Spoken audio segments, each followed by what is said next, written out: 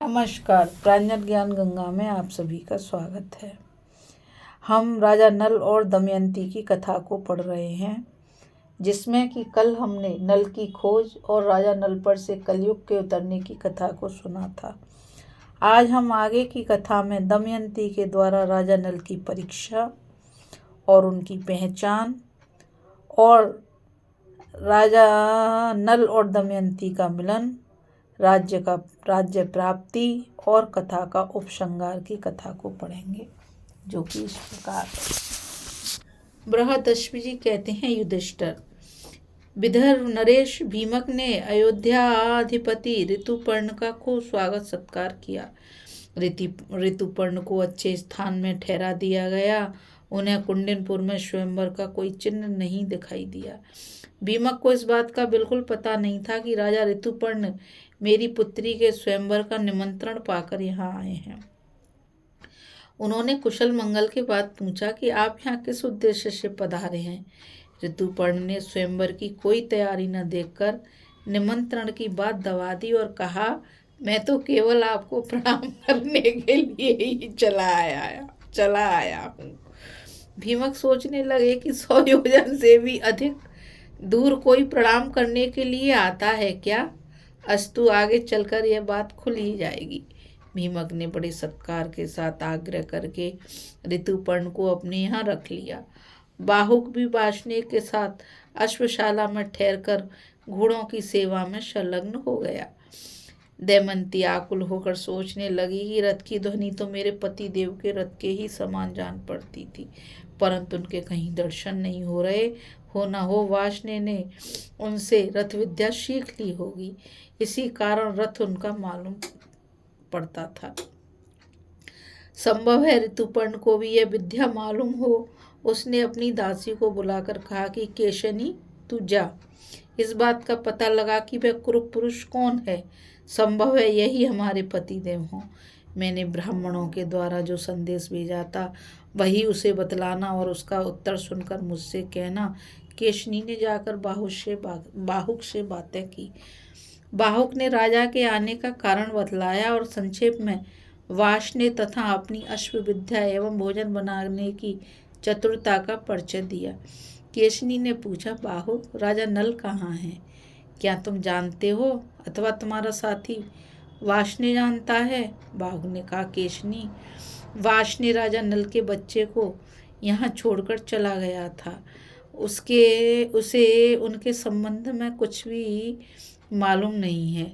इस समय नल का रूप बदल गया है। वे छिपकर रहते हैं। उन्हें या तो स्वयं वे ही पहचान सकते हैं या उनकी पत्नी दमयंती, क्योंकि वे अपने गुप्त चिन्हों को दूसरों के सामने प्रकट करना नहीं चाहते। केशनी, राजा नल विपत्ति में पड़ गए थे, इसी से उन्होंने अपनी पत्नी का त्याग किया था। दमयंती को अपने पति पर क्रोध नहीं करना चाहिए। जिस समय वे भोजन की चिंता में थे, पक्षी उनके वस्त्र लेकर उड़ गए। उनका हृदय पीड़ा से जर्जित था। वह ठीक है कि उन्होंने अपनी पत्नी के साथ उचित व्यवहार नहीं किया, फिर भी दमयंती को उनकी दुर्अवस्था पर विचार करके क्रोध नहीं करना चाहिए। यह कहते नल का हृदय खिन्न हो गया और राजा नल की आंखों में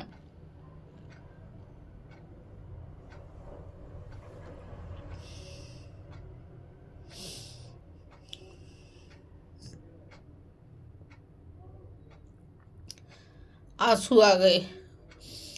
नल का हृदय खिन्न हो गया। केशनी ने दमयंती के पास आकर वहां की सब बातचीत और उनका रोना भी बतलाया। अब दमयंती की आशंका और भी दृढ़ होने लगी कि राजा नल यही हैं। उसने दासी से कहा कि केशनी, तुम फिर बाहुक के पास जाओ और उसके पास बिना कुछ बोले खड़ी रहो। उसकी चेष्टाओं पर ध्यान दो। वह आग मांगे तो मत देना, जल मांगे तो देर कर देना।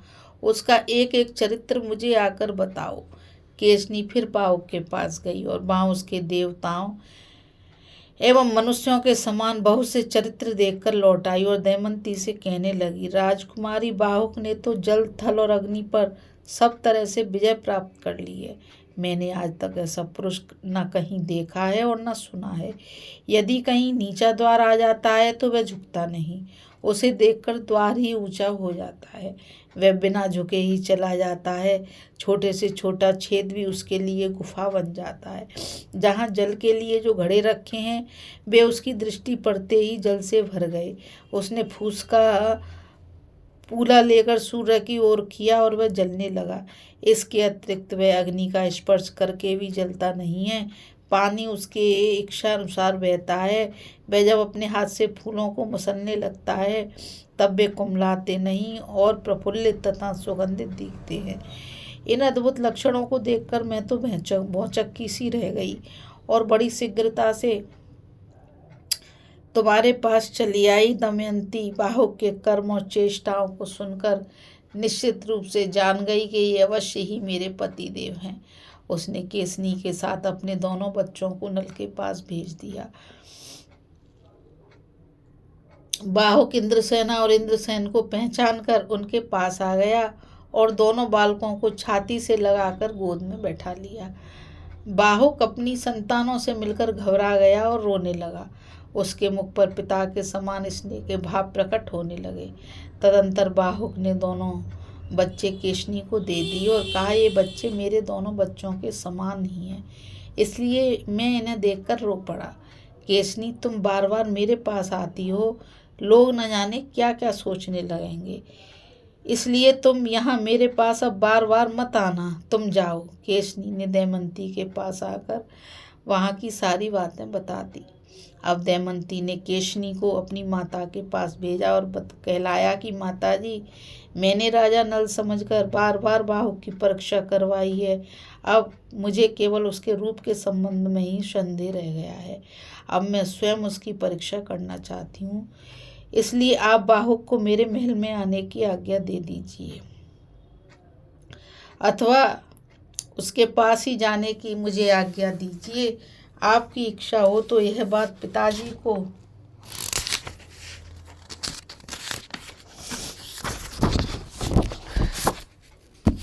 बतला दीजिए अथवा मत बतलाइए। रानी ने अपने पति भीमक से अनुमति ली और बाहुक को रनवास में बुलवाने की आज्ञा दे दी। बाहुक बुला लिया गया। दमयंती के देखते ही नल का हृदय एक साथ ही शोक और दुख से भर गया। वे आंसुओं से नहा गया। बाहुक की आकुलता देखकर दमयंती भी शोकग्रस्त हो गई। उस समय दमयंती गेरुआ वस्त्र पहने हुए थी, केशों की जटा बंध गई थी, शरीर मलिन था। दमयंती ने कहा, बाहुक, पहले एक धर्मज्ञ पुरुष अपनी पत्नी को वन में सोती छोड़कर चला गया था। क्या कहीं तुमने उसे देखा है? उस समय वह स्त्री थकी मांदी थी। वह नींद से अचेत होकर सो रही थी। ऐसी निरपराध स्त्री को पुण्य श्लोक निषद नरेश के सिवा और कौन पुरुष निर्जन वन में छोड़ सकता है? मैंने जीवन भर जानबूझकर उनका कोई भी अपराध नहीं किया है, फिर भी वे मुझे वन में सोती छोड़कर चले गए। इतना कहते कहते दमयंती के नेत्रों से आंसुओं की झड़ी लग गई। दमयंती के विशाल सांवले एवं रत्नारे नेत्रों से आंसू टपकते देखकर नल से रहा ना गया। वे कहने लगे, प्रिय, मैंने जानबूझकर ना तो राज्य का नाश किया और ना तुम्हें त्यागा। यह तो कलयुग की करतूत है। मैं जानता हूँ कि जब से तुम मुझसे बिछड़ी हो तब से रात दिन मेरा ही स्मरण चिंतन करती रहती हो। कलयुग मेरे शरीर में रहकर तुम्हारे शाप के कारण जलता रहता था। मैंने उद्योग और तपस्या के जल से उस पर विजय पा ली है और अब हमारे दुख का अंत आ गया है। कलयुग अब मुझे छोड़कर चला गया है। मैं एकमात्र तुम्हारे लिए ही यहाँ आया हूँ। यह बतलाओ कि तुम मेरे जैसे प्रेमी और अनुकूल पति को छोड़कर जिस प्रकार दूसरे पति से विवाह करने के लिए तैयार हुई हो, क्या कोई दूसरी स्त्री ऐसा कर सकती है? तुम्हारे स्वयंवर का समाचार सुनकर ही तो राजा ऋतुपर्ण बड़ी शीघ्रता के साथ यहाँ आए हैं। दमयंती यह सुनकर भय के मारे थर थर काँपने लगी। दमयंती ने हाथ जोड़कर कहा, आर्यपुत्र, मुझ पर दोष लगाना उचित नहीं है। आप जानते हैं कि मैंने अपने सामने देवता प्रकट देवताओं को छोड़कर आपको वरण किया था। मैंने आपको ढूंढने के लिए बहुत से ब्राह्मणों को भेजा था और वे मेरी कही बात दोहराते हुए चारों ओर घूम रहे थे। प्रणाद नामक ब्राह्मण अयोध्यापुरी में आपके पास भी पहुंचा था। उसने आपको मेरी बातें सुनाई थीं और आपने उनका यथोचित उत्तर भी दिया था। यह समाचार सुनकर मैंने आपको बुलाने के लिए ही यह युक्ति की थी। मैं जानती हूँ कि आपके अतिरिक्त दूसरा कोई मनुष्य नहीं है जो एक दिन में घोड़ों के रथ से 100 योजन पहुँच जाए। मैं आपके चरणों का स्पर्श करके शपथ पूर्वक सत्य सत्य कहती हूँ कि मैंने कभी मन से भी पर पुरुष का चिंतन नहीं किया है। यदि मैंने कभी मन से भी पाप कर्म किया हो तो निरंतर भूमि पर विचरने वाले वायुदेव, भगवान सूर्य और मन के देवता चंद्रमा मेरे प्राणों का नाश करते हैं। ये तीनों देवता सकल भूमंडल पर विचरते हैं। वे सच्ची बात बतला दें और यदि मैं पापनी हूँ तो मुझे त्याग दें। उसी समय वायु ने अंतरिक्ष में स्थित होकर कहा, राजन, मैं सत्य कहता हूँ कि दमयंती ने कोई पाप नहीं किया है। इसने 3 वर्ष तक अपने उज्ज्वल शीलव्रत की रक्षा की है। हम लोग इसके रक्षक रूप में रहे हैं और इसकी पतित्रता के साक्षी हैं। इसने स्वयंवर की सूचना तो तुम्हें ढूंढने के लिए ही दी थी। वास्तव में दमयंती तुम्हारे योग्य है और तुम दमयंती के योग हो। कोई शंका ना करो, इसे स्वीकार करो। जिस समय पवन देवता यह बात कह रहे थे उस समय आकाश से पुष्पों की वर्षा होने लगी, देवताओं की दुंदुभियां बजने लगीं, शीतल मंद सुगंध वायु चलने लगी।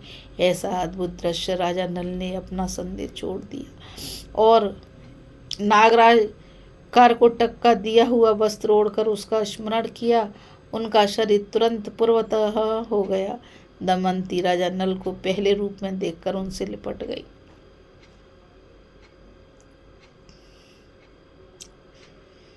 और रोने लगी। राजा नल ने भी प्रेम के साथ दमयंती को गले से लगाया और दोनों बालकों को छाती से लिपटाकर उनके साथ प्यार की बात करने लगे। सारी रात दमयंती के साथ बातचीत करने में ही बीत गई। प्रातःकाल होने पर नहा धो सुंदर वस्त्र पहनकर दमयंती और राजा नल भीमक के पास गए और उनके चरणों में प्रणाम किया। भीमक ने बड़े आनंद से अपने दामाद का सत्कार किया और उन्हें आश्वासन दिया। बात की बात में यह समाचार सर्वत्र पहुंच गया। नगर के नर नारी आनंद में भरकर उत्सव मनाने लगे। देवताओं की पूजा हुई। जब राजा ऋतुपर्ण को यह बात मालूम हुई कि बाहुक के रूप में तो राजा नल ही थे, यहाँ आकर वे अपनी पत्नी से मिल गए, तब उन्हें बड़ा आनंद हुआ और उन्होंने नल को अपने पास बुलाकर क्षमा मांगी। राजा नल ने उनके व्यवहारों की उत्तमता बताकर प्रशंसा की और उनका सत्कार किया। साथ ही उन्हें अश्वविद्या भी सिखा दी। राजा ऋतुपर्ण किसी दूसरे सारथी को लेकर अपने नगर चले गए। राजा नल 1 महीने तक कुंडनपुर में ही रहे। तदंतर अपने ससुर भीमक की आज्ञा लेकर घोड़े से लोगों के साथ ले निषद देश के लिए रवाना हुए। राजा भीमक ने एक श्वेत वर्ण का रथ, 16 हाथी, 50 घोड़े और 600 पैदल राजा नल के साथ भेज दिए। अपने नगर में प्रवेश करके राजा नल पुष्कर से मिले और बोले कि या तो तुम कपट भरे जुए का खेल फिर मुझसे खेलो या धनुष पर डोरी चढ़ाओ।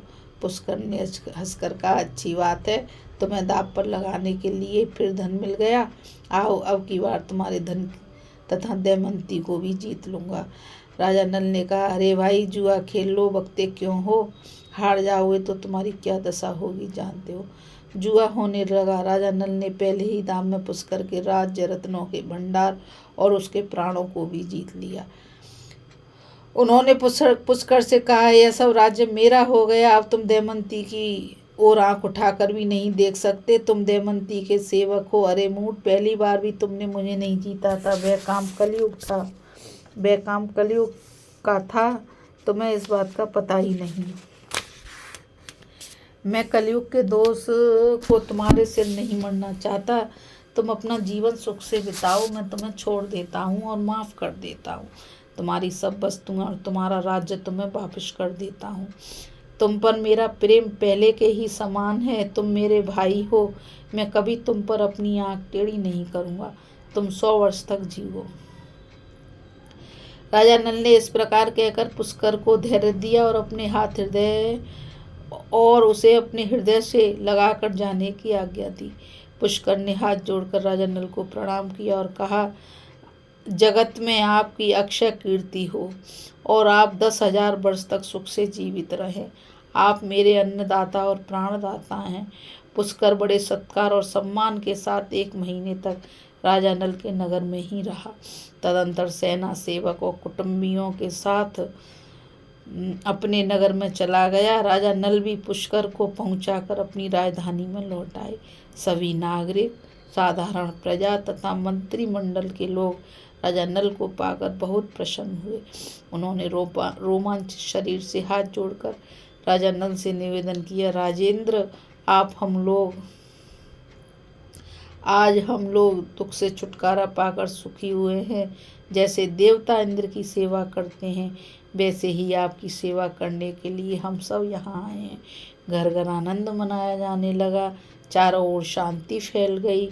बड़े बड़े उत्सव होने लगे। राजा नल ने सेना भेजकर दमयंती को बुलवाया। राजा भीमक ने अपनी पुत्री को विदा में बहुत सी वस्तुएं देकर ससुराल भेज दिया।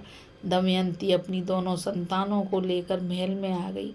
राजा नल बड़े आनंद के साथ समय बिताने लगे। राजा नल की ख्याति दूर दूर तक फैल गई। वे धर्म बुद्धि से प्रजा का पालन करने लगे। उन्होंने बड़े बड़े यज्ञ करके भगवान की आराधना की। बृहदस्पति कहते हैं, युधिष्ठिर, तुम्हें भी थोड़े ही दिनों में तुम्हारा राज्य और सगे संबंधी मिल जाएंगे। राजा नल ने जुआ खेलकर बड़ा भारी दुख मोल ले लिया था। उसे अकेले ही सब दुख भोगना पड़ा। परंतु युधिष्ठिर, तुम्हारे साथ तो तुम्हारे भाई हैं, द्रौपदी है और बड़े बड़े विद्वान तथा सदाचारी ब्राह्मण तुम्हारे साथ हैं। ऐसी दशा में शोक करने का तो कोई कारण ही नहीं होता है। संसार की स्थितियां सर्वदा एक सी नहीं रहती। यह विचार करके भी उनकी अभिवृद्धि और हास्य चिंता नहीं करनी चाहिए। नागराज, करकोटक, दमयंती, नल और ऋतुपर्ण की यह कथा कहने सुनने से कलयुग के पापों का नाश होता है और दुखी मनुष्य को धैर्य मिलता है। वैशंपायन जी कहते हैं, जन्मेजय, फिर महर्षि बृहदस्व के प्रेरित करने पर धर्मराज युधिष्ठिर की प्रार्थना से वे उनके पासों की वशीकरण विद्या और अश्व विद्या सिखलाकर स्नान करने के लिए चले गए। उनके जाने पर धर्मराज युधिष्ठिर ऋषि मुनियों से अर्जुन की तपस्या के संबंध में बातचीत करने लगे।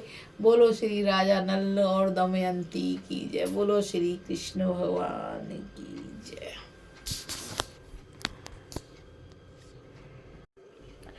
अभी हम कथा में दमयंती के द्वारा नल की परीक्षा, पहचान और उनका मिलन, राज्य की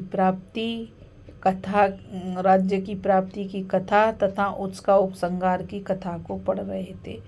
अब आगे हम कथा में नारद जी द्वारा तीर्थ यात्रा की महिमा का वर्णन करेंगे। इस कथा में बस इतना ही। और मैं आप सभी से यही कहना चाहूँगी कि आप सभी इस चैनल को ज़्यादा से ज़्यादा लाइक करिए, शेयर करिए, सब्सक्राइब करिए, ताकि यह अमूल्य ज्ञान अधिक से अधिक लोगों तक पहुँच सके। क्योंकि इस हमारी धरोहर को अपने बच्चों को देना हमारा और तुम्हारा परम कर्तव्य है। तो हम सब मिलकर ही इस पुरातन ज्ञान को अधिक से अधिक लोगों तक पहुंचा सकते हैं। तो बस मुझ गीता रावत को आज्ञा दीजिए। आज के लिए बस इतना ही। राधे राधे। जय श्री कृष्णा। नमस्कार।